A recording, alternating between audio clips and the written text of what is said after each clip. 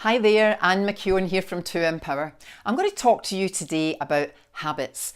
Now, of course, there's plenty of good habits that we should all be doing, but the bad habits are what hold us back. So I'm going to look at some bad habits that could be preventing you from really reaching your full potential, even though they seem quite innocent.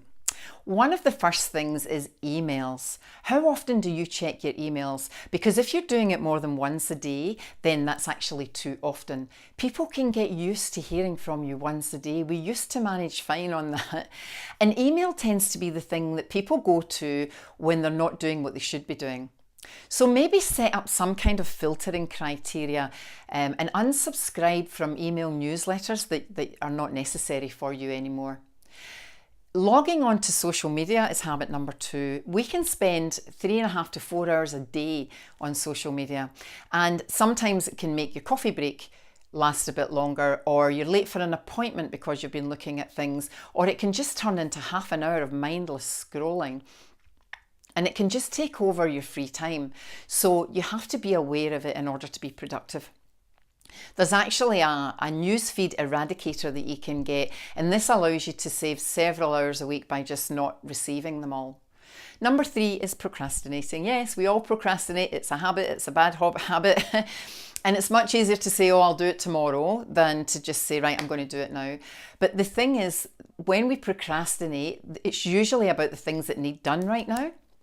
So how to deal with that is block out some time and make a list of the important things, the things that you really have to get done, and don't let yourself off the hook.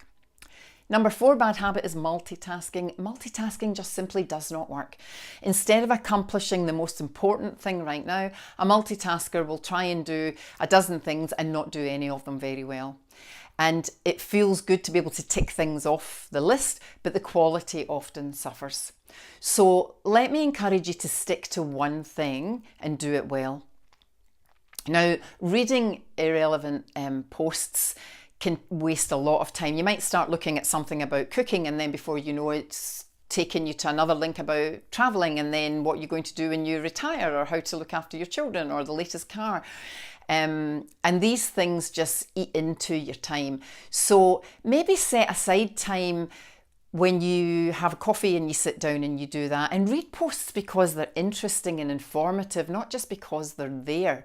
Use them to really educate yourself, or only look at them in your leisure time. A big one now is screen time. I don't ever remember hearing the phrase binge watching. But now with Netflix, and we can get screens on our computers and our iPads, and the screen just consumes a huge part of our life. And I'm not saying that watching TV is bad. There's some great shows on and it's nice for relaxing. But when it becomes a habit that it leaves your goals and your dreams sitting, then it's not good. So set a time limit on how much screen time you allow yourself each week, and really stick to it. Maybe you and your partner can hold each other accountable. And then in the time that you save from watching telly, give yourself one important task to do that you'll feel really good about.